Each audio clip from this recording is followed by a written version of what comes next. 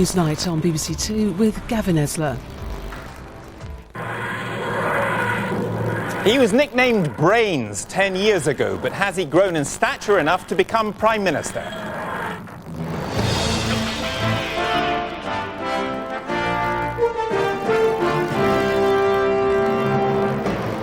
Tonight, tough times demand a radical new phase, says David Miliband. Does he really mean Labour needs a radical new leader? As the Foreign Secretary publicly backs Gordon Brown to take Labour to victory in the next election, we'll debate whether his ambitions to lead the party are likely to come to anything. Gas prices up by 35%. I'll ask the boss of British Gas if energy companies are being too greedy.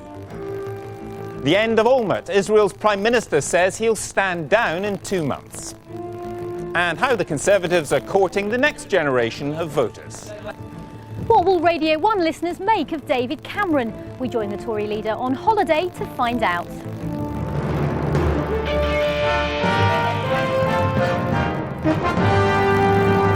Good evening. George Orwell once poured scorn on an idea by saying that only an intellectual could believe something quite so stupid. Well, the intellectual credentials of David Miliband, the Foreign Secretary, are very impressive, but his move in writing a wide-ranging article for The Guardian today about the future of Labour was either extremely shrewd or extremely stupid, depending on your views.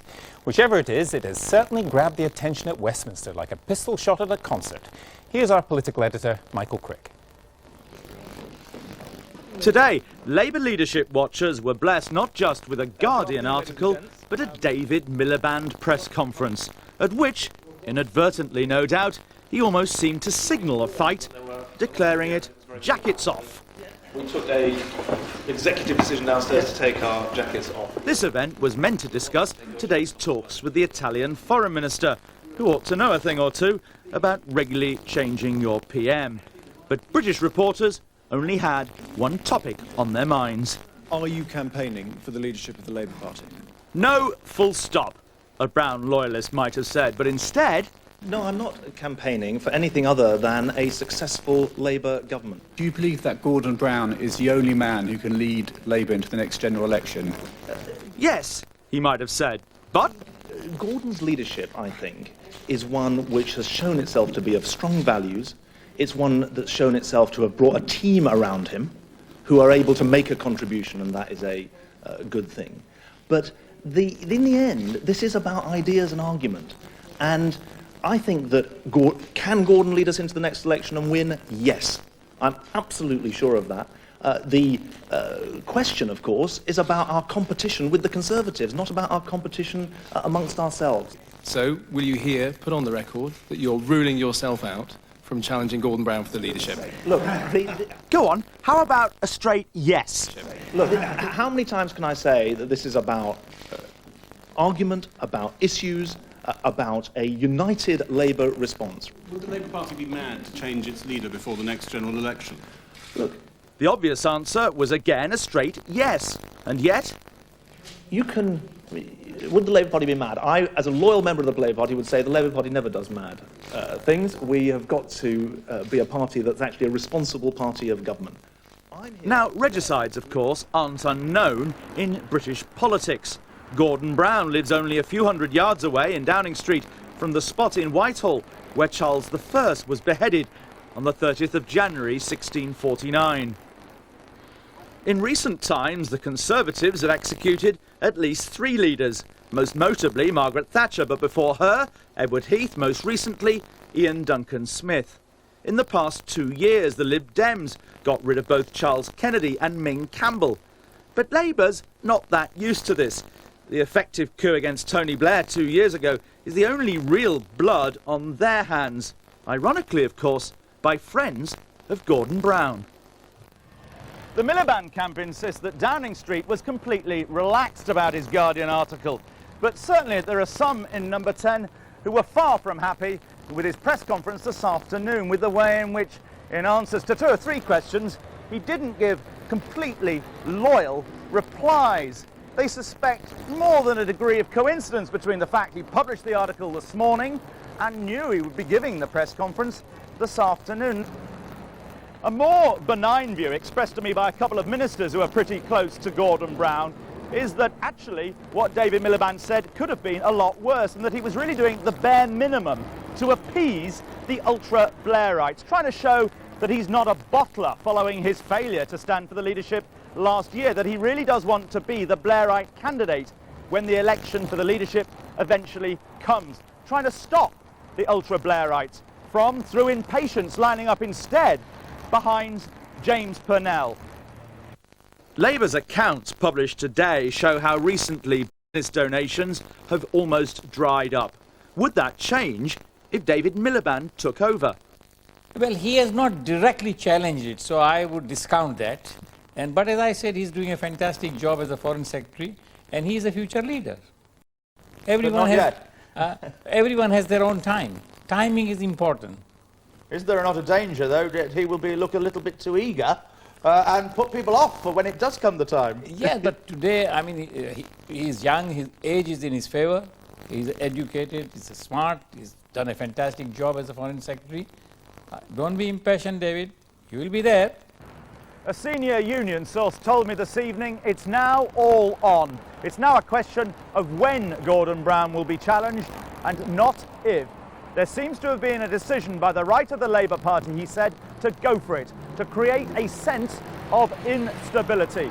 But, he added, there are no circumstances in which David Miliband will be allowed a free run. He will be opposed. As Mr Miliband left today's press conference, he seemed to be enjoying his day in the limelight rather too much. Foreign Secretary, have anything to say to the BBC? We're live on the news channel. Just on a press conference. I know, but we're live on the news channel. What happened to you? I was stuck out here. We've had a press conference with 60 journos, and where were you? I was out here. So you're ruling yourself out of any kind of leadership ways? For goodness sake, I've just said we've just had important discussion with the Italian Foreign Minister, and I've written an article today saying what counts are the issues and arguments about the future of Britain, not a personality debate. But and the people Labour do want to know who the leader is. You can't say it's not about We've got a leader. We've got a good leader. We've got a leader who has good values and who I think can lead a very strong team, and that's the important thing. True, a more committed expression of loyalty there. But in such fraught times, Mr Miliband needs to speak and act with considerable care.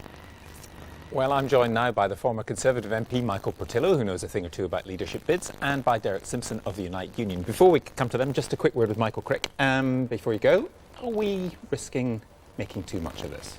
I don't think so. Up until lunchtime today, I thought probably there would not be a challenge to Gordon Brown this autumn. I just thought it would all be too messy, too difficult.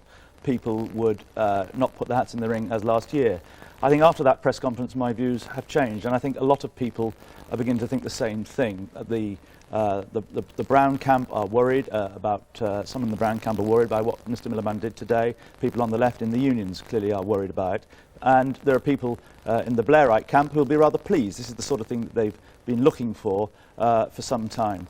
I think you could say that Gordon Brown is almost on probation at the moment. He needs to do something more, a lot more than what all sides agree was a pretty dreadful speech to the National Policy Conference last Friday. He needs to pull something out of the hat, inspire people, come up with some dramatic new policy changes and some powerful speeches in the autumn. Having said that, it's all going to be on hold. Mr Miliband's off on holiday on Saturday. A lot of other people are already on holiday. We probably won't hear much for the next 3 weeks. After the August bank holiday, it will all get very noisy again, and it will be a very interesting September. It will. Michael, thanks very much. Michael Portillo, is this a leadership bid? Does it look like one to you? I think it's certainly the most extraordinary example of senior cabinet rebellion and hostility that I've ever seen. And I entirely agree with Michael Crick that what David Miliband has done today has merely sustained that position. I thought it was absolutely right that it wasn't just the fact that he refused to answer questions directly with a yes or a no. It was also the body language. And here was a man who was out on a jaunt. A lot is made of how difficult it is to replace a Labour leader, and I believe it is. But if one could take seriously for a minute the idea that 10 cabinet ministers would be willing to resign, I think it would be very difficult for a Prime Minister to survive that. That having been said, I think it's very difficult also to sustain the discipline amongst 10 cabinet ministers to be able to make a common front in that way. When Margaret Thatcher was deposed, of course, each member of the cabinet went to see her individually. That was a great mistake on her part. She should never have allowed that to happen, and I'm sure Gordon Brown will Call be them all thinking- in and say who's with me and who's not. Step forward. Exactly, step across the line. Seeing them individually gave them a way out. Where do you stand on this? I mean, I know the sort of party line is we've got one leader, it's Gordon Brown and so on, but that's becoming increasingly untenable, isn't it? Well, I don't know that's my take on it. I appreciate that the media is going to get really excited about this, and maybe with justification, because David, who's a nice guy, is clearly not being very specific. He seems to be saying he's not, but doesn't say it in words of one syllable. But one thing he is right about is that we do need new policies. We need a change of direction. And one of the problems, I think, with what he said today appears to be we want more of the Blair agenda, more of the New Labour agenda. We haven't pushed it far enough. We should have done it quicker. We should have done it more. Well, that's the agenda that's lost Labour 4 million votes at the last election.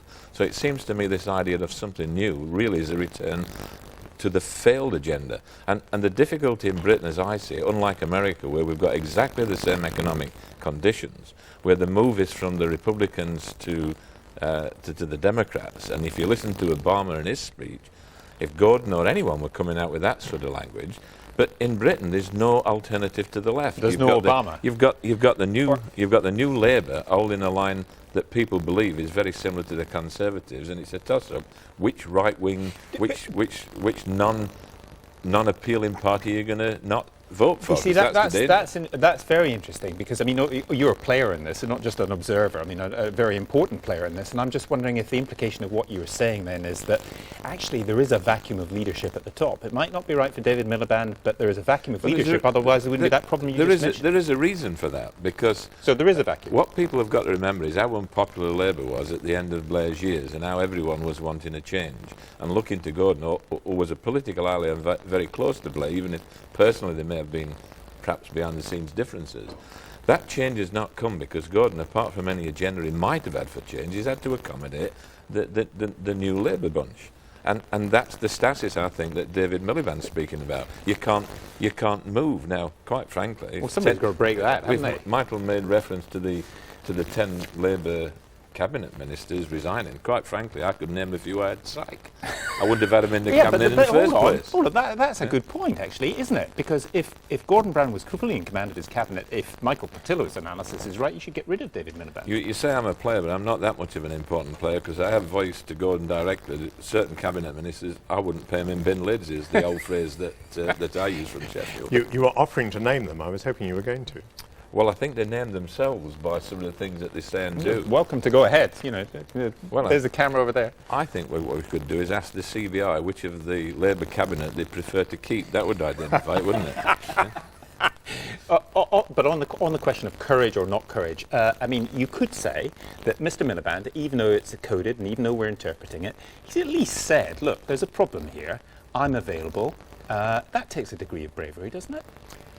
Yes, it does. And of course, it's particularly cruel against Gordon Brown because the analysis is absolutely correct, that there's been too much bragging about what's happened in the past and not nearly enough vision about what's going to happen in the future. He also clearly thinks, David Miliband, that he's reached the position that Gordon Brown reached under Tony Blair of being unsackable. You may remember that for a decade we wondered why Tony Blair didn't sack Gordon Brown, and I think we may now be wondering for some months and years to come. I'm interested to hear Derek getting into this debate which all parties have about whether they should have moved closer to the centre or closer to the left in the case of the Labour Party, to the right in the case of the Conservative Party. But normally this debate is held after you've lost the election rather than before you've lost the election. So, but do you... let me put it another way. There is one person that presumably would like Gordon Brown to stay as Prime Minister, apart from Gordon Brown, and that would be David Cameron. He doesn't want to change, does he? I mean, the prospect of shaking up British politics with a new Labour leader, given how far ahead he is in the polls, wouldn't be particularly appetising for the Conservatives. I no longer have any particular contact with the Conservatives, but I think that analysis is probably wrong. I mean, probably a lot of the Conservatives think that too, because they can see they're onto a good thing at the moment with Gordon Brown. But David Miliband strikes me, for example, as a person who's risen through politics by his intellect, which is not necessarily a very good platform for becoming the leader of a party. And I think if there are people in the Labour Party who assume that Labour is going to be better off with David Miliband than with Gordon Brown, they really need to think again. And whilst I don't agree with what Derek has just said, because I remember that actually Tony Blair, New Labour, won the last general election after the Iraq War with a majority of 160 over the Conservatives, a fairly convincing victory. Nonetheless, I do think that part of what's gone wrong recently is that Gordon Brown has confused the electorate. We think he came into politics to make life more equal, to redistribute money, and in fact he spent his time worrying about how to reward the middle classes with tax cuts. Does David Band, you said David Miliband at the start of our conversation is a nice guy. Does he really connect with the unions though? Does he really connect with, you know, is he one of you? His background would suggest that he's not had that much experience of ordinary life, to be quite frankly. But I don't think that's important, because I don't care whether it's really David Miliband or Gordon Brown or anyone. Why do you think it is that in Britain Obama is 5 times more popular? Because people see what Obama's saying. So if somebody would stand up and say that, and I bet a pound to a penny David Miliband won't, and Gordon Brown's not at the moment, but if somebody stood up and said the things that Obama's saying, you'd see quite a difference in the reaction. You're talking about a world oil crisis, for example. You can't blame Gordon or anyone for that. Do you see an Obama? Do we have an Obama? I mean, is there somebody in the Labour cabinet? Well, I'm too busy, if you want. But I mean, apart from you, obviously, Yeah, there. But yeah, I mean, is there, absolutely. you know, Jack Straw or Alan Johnson? Are they? I think it's this sort of dogma, this adherence to this. Some people argue, I take Michael's point, moving to the left might actually also be moving to the centre, because some of the issues that are discussed there are issues that you'd expect a right-wing government to be dealing with. But you don't see an people want to know how we're going to deal with the oil prices, the food prices, affordable housing, pensions concern, job security. These are the issues people want to do. They're not interested in this stuff, who's going to lead. They're interested in who's going to lead and deal with the real Obama. issues. I'm just asking if there's a British Obama, if there's somebody of that calibre that you can see within the Labour cabinet. I think that there's nothing unique about Obama. He's a good speaker, but he's not a brilliant But we don't orator. have one. Well, we have good speakers. In fact, actually, David's brother, Ed's a very good speaker. All right, well, maybe... Can I answer that question? The Obama in the Labour cabinet is actually Gordon Brown, in the sense that the person who's really qualified by background, by the way he was born, by the way he came to politics, to talk about a new order and to talk about social justice is Gordon Brown. If he did any of those things, he might be quite successful. What he's done is to confuse the electorate, because we know that's where he comes from, we know that's where his heart is. But he spent all his time, as I said, mollycoddling the middle class. Can I just ask one very brief question? Do you still think that Labour can win the next election?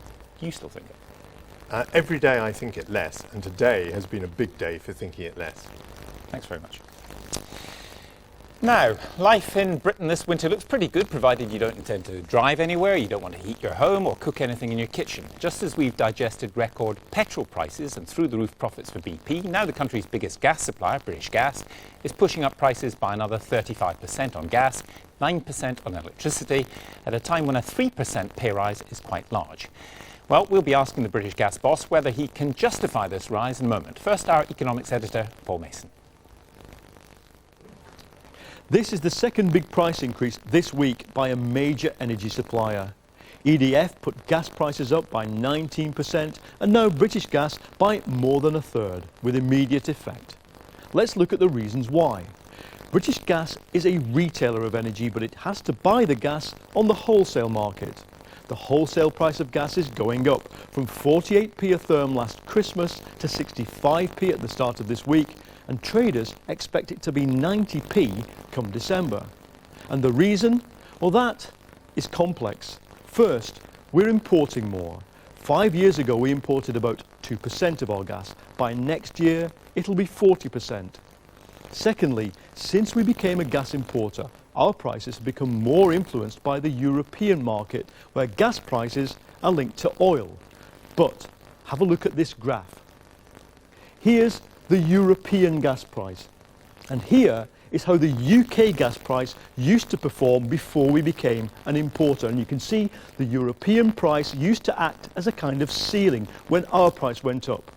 Now look at how the UK price performs. The European price is a floor, and crucially, when these price spikes take place, European supply does not react to demand, despite the existence of two massive pipelines.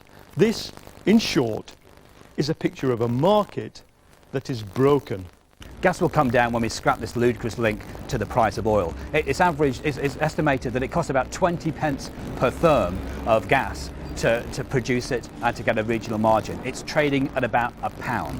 It's a ridiculous kind of comparison between what the cost of gas, what the price of gas should be, and the price that consumers are expected to pay. Ofgem, the energy regulator, has launched a probe into whether the market is being distorted. And a report by MPs this week concluded that with just 6 big players in the market, this can distort competition without any active collusion occurring.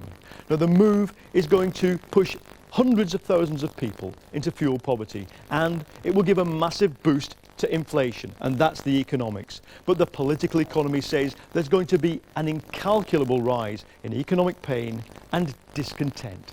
Gavin. Paul, thank you. I'm joined now by Phil Bentley of British Gas. Good evening. This evening, you're probably the most unpopular man in Britain.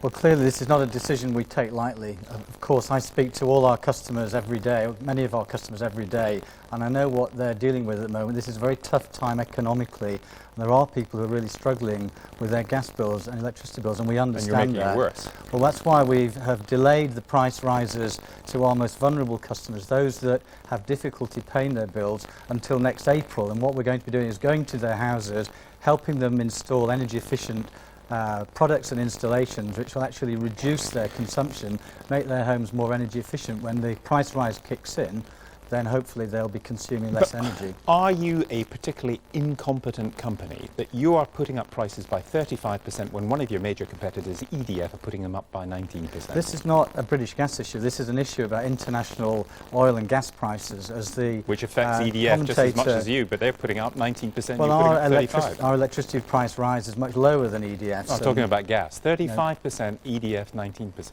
Well, clearly we are the biggest buyer of gas, and as your commentator said, we import over 40% of our gas into the UK. So we're having to compete on international markets now to get gas coming into the UK. But so do EDF. The price of gas has gone up. But indeed, but theirs has gone up 19%, yours has gone up 35%. Well, again, you're into a very complex situation around the price of gas and the interrelationship with the price of electricity. The EDF production, for example, comes from a lot of coal. Now, coal generation at the moment is subsidised by emissions trading. British Gas has the lowest emissions and doesn't get those cross subsidies. I was down in Plymouth this morning looking at our new gas-fired power station. It's the first power station to be built in the UK in the last 8 years. It's the cleanest, it's the most efficient. But let me finish for a second if I could.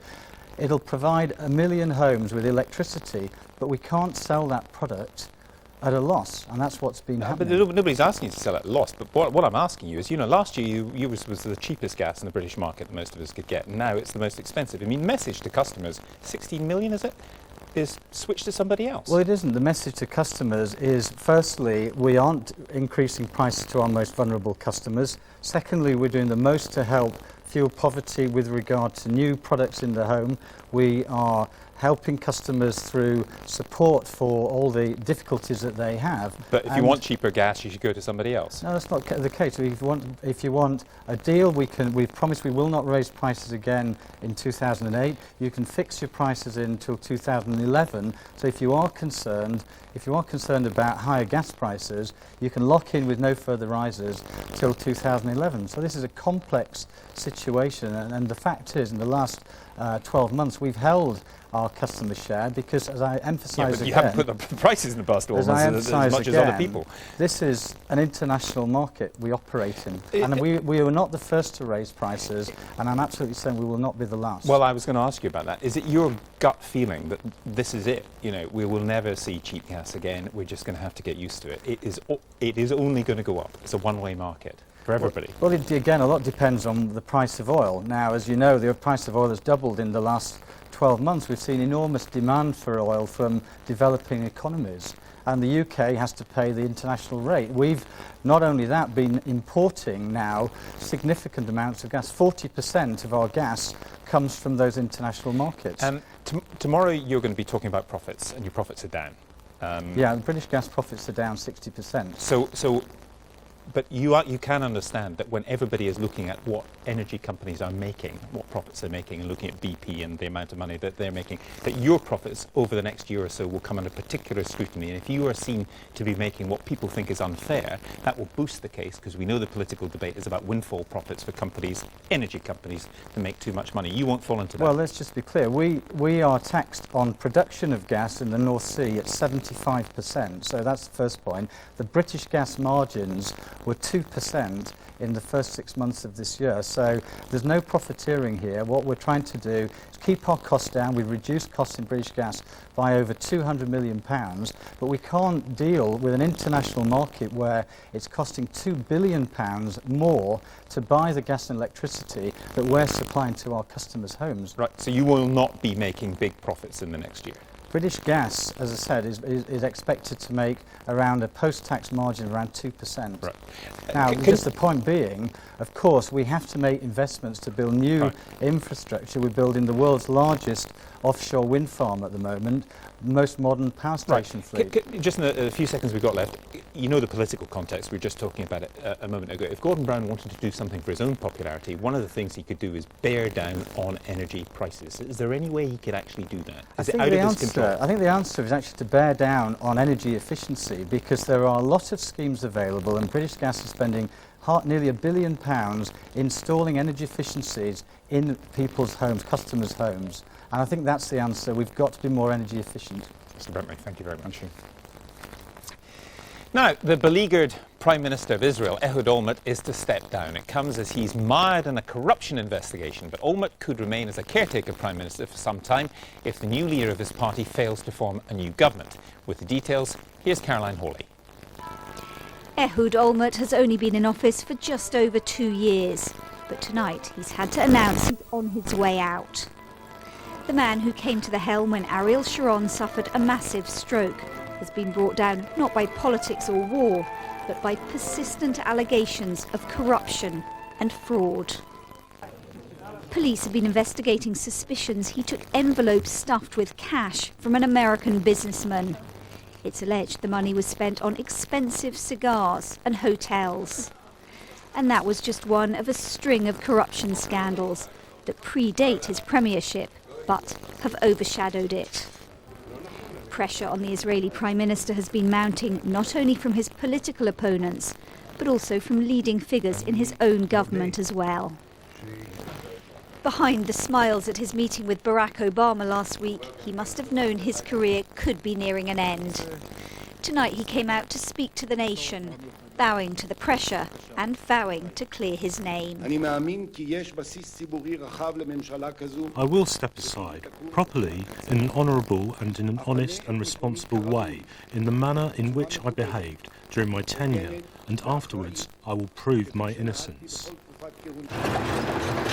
But Ehud Olmert has also been under fire over this, the Lebanon War of 2006. The conflict is thought to have cost close to 2,000 lives, most of them Lebanese. Human rights groups accuse Israel of showing reckless indifference to the fate of civilians.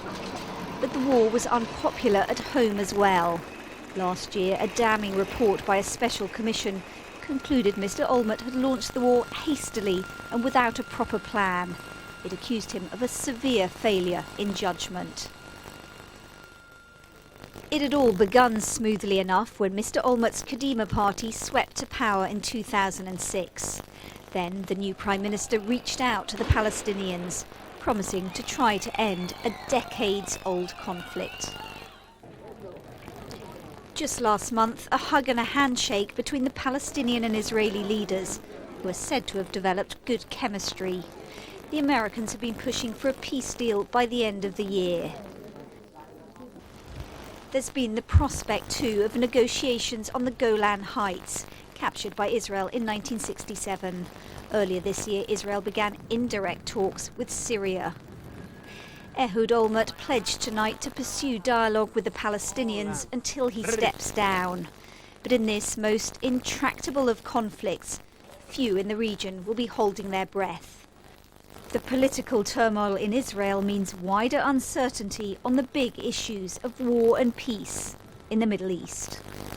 Well, just before we came on air, I spoke to our correspondent in Jerusalem, Weir Davis, and asked him who was likely to take over from Prime Minister Olmert. Well, the frontrunner at this early stage is Tzipi Livni. She's the Israeli foreign minister. She happens to be in Washington as we speak, forwarding the peace talks with the Palestinians and the Americans, and she is regarded by most people here as the favourite, although Shaul Mofaz, who's more of a hawk within Kadima, a man with a strong military background, he has also got his backers. But Tzipi Livni, the foreign minister, at this stage is the favourite to succeed Mr Olmert in those internal party elections in September. Does anything change in what we call the peace process, although there's not much process, not much peace? Indeed, I mean, Mr Olmert, even in his speech tonight, said that he thought peace with the Palestinians, even with the Syrians, was closer than ever, and he would strive to achieve peace in this region right up until his last day in office. He remains, for some reason, an eternal optimist, because most people, most observers, say there are many obstacles in the way of peace. Under, of course, the Annapolis Accords, there is meant to be some sort of framework of agreement or an agreement with the Palestinian Authority by the end of this year. Mr Olmert said he still thinks that is possible. The Americans, too, are still striving towards that and have said they want to continue the momentum. But many observers and many reporters watching this process don't think really that peace is possible. Weir, thanks very much. Coming up on the programme, David Cameron goes on the trail of the youth vote and takes a grilling from listeners of BBC Radio 1. Let's have a roundup of today's news. And the former Bosnian Serb leader Radovan Karadzic is to make his first appearance before the UN War Crimes Tribunal in The Hague tomorrow. He was flown there from Serbia earlier this morning, and he will be charged with war crimes and genocide. The Serious Fraud Office has won its appeal against a ruling that it acted unlawfully by stopping an investigation into an arms deal between Saudi Arabia and BAE Systems. The law lord said the decision to stop the inquiry had been legal and appropriate. The BBC has been fined £400,000 by the media regulator Ofcom. The penalty is for misleading listeners and viewers in competitions on several radio and television programmes. And the markets. The FTSE 100 share index was up 101 points. In New York, the Dow Jones also closed up for the second day in a row, following better than expected news on jobs and more help from the Federal Reserve for financial firms. Against the euro, the pound rose by 19 cents against the dollar. The pound also rose. Now, David Cameron is supposed to be on holiday in Cornwall, but perhaps in response to the favourable polls, or perhaps to defend himself from criticism of his taste in shorts, he agreed to face a group of Radio 1 listeners put together by our colleagues on Newsbeat, and Newsnight was allowed to listen in. Here's Radio 1's Regina Vaidyanathan.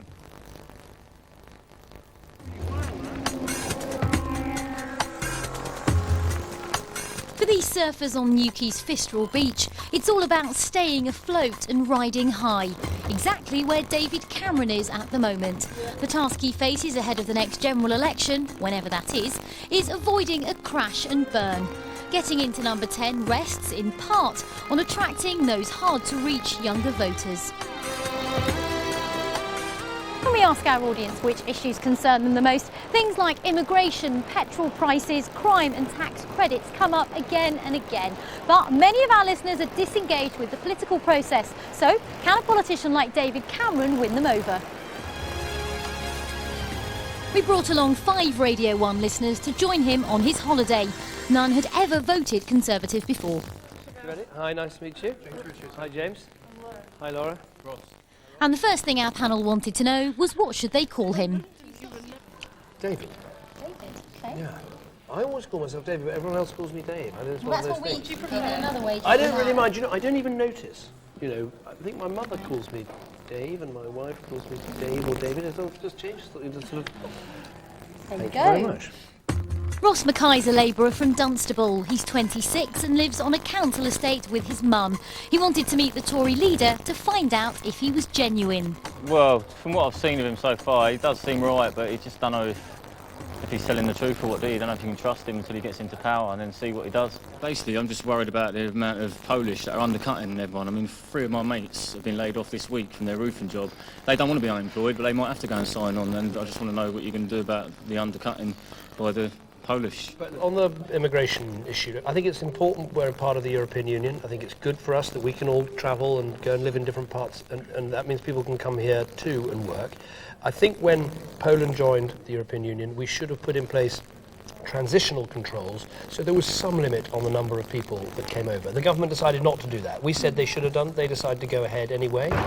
I think because we've got a minimum wage in Britain, I don't think you should see too much undercutting, because employers have to pay legal. There is undercutting because, I mean, quite a skilled trade like roofing and all like that, and then if the Polish come in and say to the firm that they'll do it for cheaper than what my mates and that are doing it for, they're going to get laid off, and it's going to... Yeah, no, there is a danger. I completely understand. There is a danger that, you know, some people are going to feel that they're having the ground cut under them, and that's why we need to have limited migration. Do you think that David Cameron's immigration plans will satisfy what your... It doesn't help. I mean, I totally accept Ross's point, is that, you know, in terms of Poland, it's a member of the European Union, there aren't controls, and there can't be controls on how many people come and go, and so that does create some issues. Well, because in the European Union, one of the things about it is there's free movement, because it benefits. There are many English people who want to go and work and live in other countries. But for new countries, that's why I say we should have put transitional controls in for new countries that join. I think we should do that. Now? Why can't something? If you get Prime Minister, why can't you say,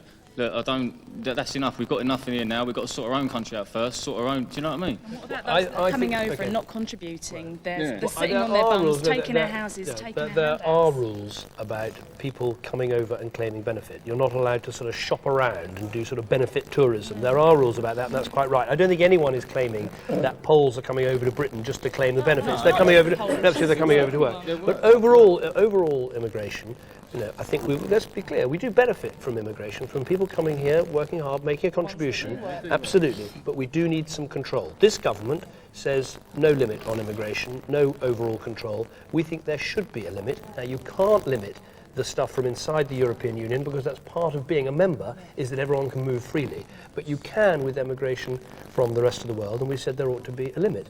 So there is a difference between the two, but I can tell I'm not going to satisfy you completely on that, but it's a good start.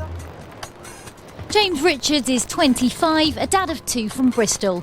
He works as a night courier, so he spends a lot of time on the road. I'll put a few policies and a few issues that I feel are worth talking about, and I'll find out what his issues are. That's why we're here, I suppose. I earn less than £18,000 a year, and I'm feeling the effects of the credit crunch.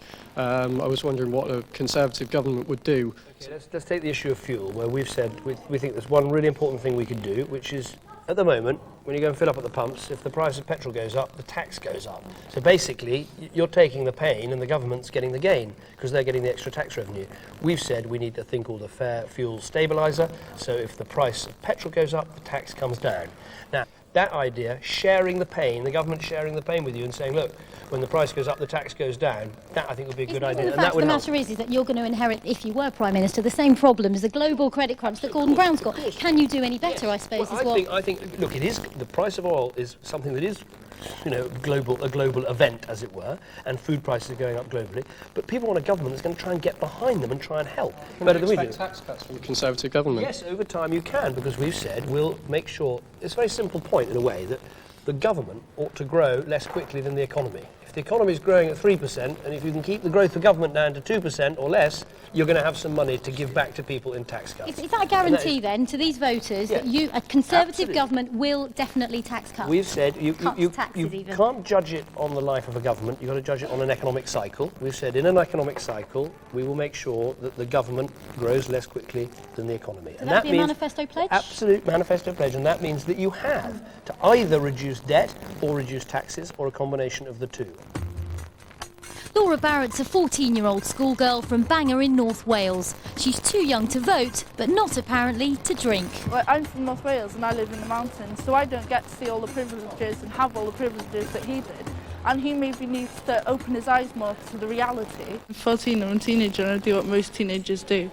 I've got an idea of creating an area possibly for teenagers to go and drink underage, because you're going to do it even if the government says you've got to be 21 to buy it.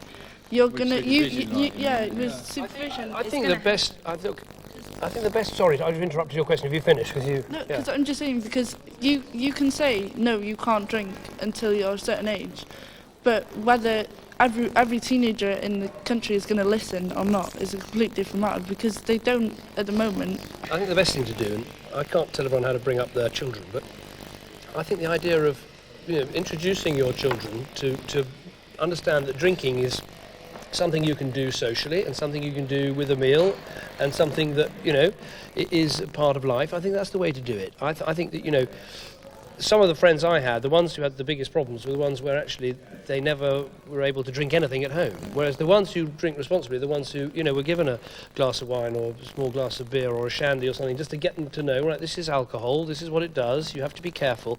And I think that's the right way to do it in the home. Just on that, so what was the first age you got really drunk then? I can't remember. But yeah, when I was a teenager, yes, I did do some things I shouldn't do. We all do. Chevelle Batchelor is a 26-year-old primary school teacher from Northolt in West London. I like the fact that he cycles around, that he recycles as well. He's very green. He's a family man. I like that also. But he's a politician, so he's very far away from reality. I would like to know how you would ensure that these children don't, you know, end up in this gun and knife culture.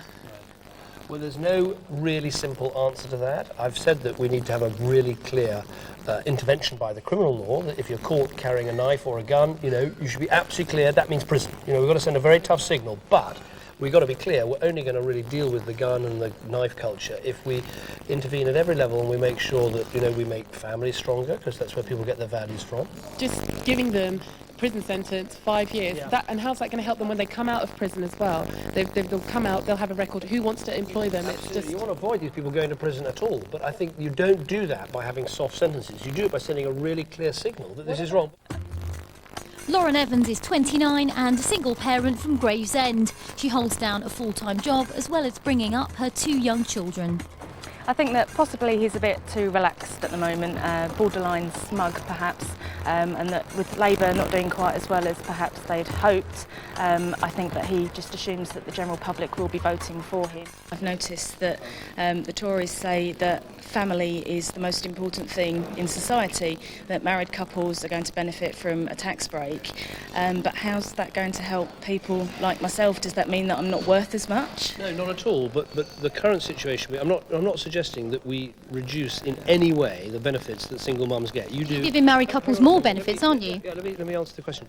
What you're doing is a really important job, which is bringing up children. What I think is wrong, though, in the current way the system is designed, is that it actually pays couples to separate. There are about 1 million people in our country who really live together, but they pretend to live apart because the benefit system pays them to do so. So I'm not saying let's disadvantage single mums at all. I'm saying let's get rid of this couple penalty in the system so that if people come together, they don't lose out. It's as simple as that. Because just because a couple come together doesn't necessarily mean that they're going to be better off. Of course, absolutely. And there are many people in relationships that are broken down or where one partner is violent, where it's really important that you leave. Well, it's really important, you know, and there are some marriages and some relationships that ought to break down. I'm not saying people should stay together when they're unhappy and making their kids miserable, not a bit of it. So why the tax breaks for married couples then? Because you're creating a benefit for people who are together, and Lauren feels... Married, I'd have stayed in an abusive relationship. The children weren't happy, I wasn't happy. I was going through a really rough patch. I was on medication to try and... Why should she be penalised then for splitting up with a partner like that by not receiving the benefits that a joint couple would? I don't think you should be penalised. The point is, at the moment, you're actually penalised if you're single and you come together as a couple. OK, David, I think we're going to have to wrap that up. Thank you very much. Half an hour with the man who wants to be Prime Minister, but if it was up to this lot, would he be moving into number 10? He seemed all right, actually. I was quite surprised. He did seem all right, but you don't know if he's just saying that to win the vote, so do you still? Still not convinced, then? Well, no, I am convinced, but I'm just scared. I'm just worried I've been fooled. Do you know what I mean? I just don't. I hope he isn't just doing it to fool me. Although he addressed it, I don't think he addressed it quite as well as perhaps he could have done. He didn't give direct answers. That said, he did give me advice on what I should be doing, and from that point of view, I respect him. He came over very well. Yeah, he understood what I was talking about, and he said he came up and he told me what his views about it were and his honest opinion and what he thought he could do about it and stuff, even though he said that my idea was crap. I think I'd be easily persuaded to vote for him in the next election. And who did you vote for last time? Labour. I would have liked him to have come with some ideas for what could be done about this youth crime that's going on. But even still, I think I still might be persuaded. On likeability, he scored highly. On policy, could try harder. The big question for David Cameron, will that be enough? Interesting stuff. Well, before the papers, an exclusive peek at our film for tomorrow. We turn Sherlock Holmes' Baker Street into a psychedelic time warp, back the way it was in 1968. It's to tell the story of the Beatles' mad but sad foray into the rag trade with their Apple boutique. Newsnight flares and tie-dye T-shirts at the ready tomorrow night. Now, tonight's, or tomorrow morning's front pages, rather, pretty much all have two stories, really. The British gas stories and a lot of the front pages on the Telegraph on the right-hand side. But the Telegraph's story, Labour at War, it's difficult for me to read this version, but it says, Miliband denounced by angry Brown aides after raising prospect of leadership battle. And I'm told that in the article it says, sources close to the Prime Minister say Miliband might be demoted, at least according to the Telegraph, so I'm told. The Indie has a different take on the same story. In fact, they've got the Times. Let's see. I've got this small joke version of this paper too. Unfortunately, I can't read it either. Millions face £100 a month fuel bills, it says, and of course, it's got the cricket on the other side. The Guardian next. British Gas provokes fury with biggest ever price rise, it says, and also Miliband accused of disloyalty to Brown and the Olmert resignation on the bottom of the page. The FT has British Gas raises prices by a record 35%. It's also got Miliband refuses to rule out challenge to Brown. And down at the bottom there, an interesting story from the City. Morgan Stanley is going to use a lot of savings it's made on sacking people to hire some top-level executives. The Mail has menace of the violent girls, binge drinking culture fuels surge in attacks by women, and also has Labour on the brink of civil war. The same take as the Telegraph in the story. And the Mirror has Antigua honeymoon horror. He fought for his bride on that honeymoon story.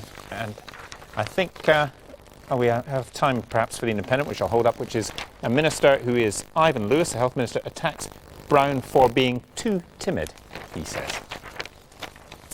That's all from Newsnight tonight. We're back again tomorrow. Good night.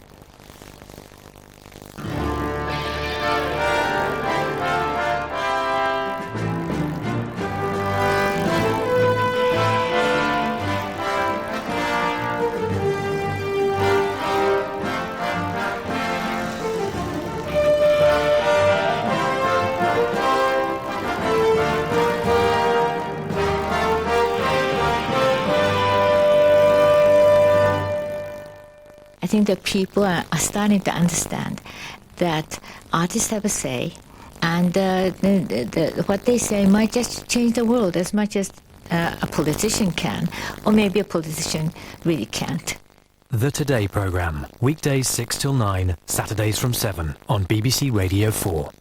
Hello, good evening. The Met Office are keeping a fairly close eye on proceedings over the next 24 hours or so, simply because we've got two significant rainfall events moving predominantly, but not exclusively, up the western side of the British Isles. This is the way we start Thursday. Heavy rain overnight, affecting many of these western areas, taking a time to get away from the northwest of Scotland. And then after a lull in proceedings, we bring another area of cloud and rain into the far southwest.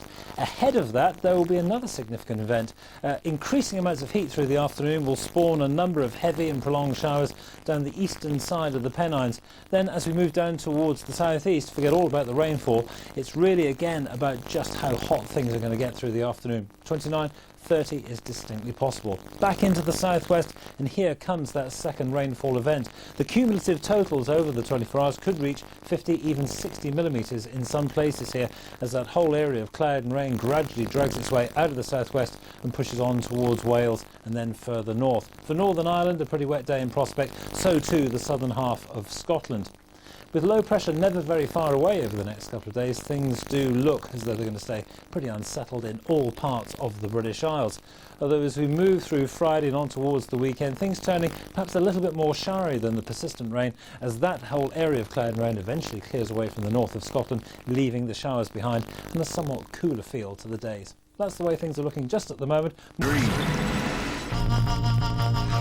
I still can't work out why you called. Evacuation of London and surrounding areas. How can a guy like me help save the country? You never even said where you heard about me. I know the security services have to change, and I want to be part of that change. I'll do whatever it takes to make sure no one ever does this to our country again. 2 nuclear bombs. What if they're planning another attack? Anyone tell you? New world, new rules. Brand new drama, Spooks Code 9, coming soon to BBC Free TV and online.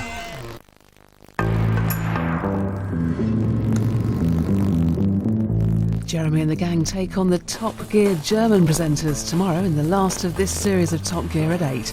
Now BBC Two with some strong language, Ewan and Charlie take the long way round.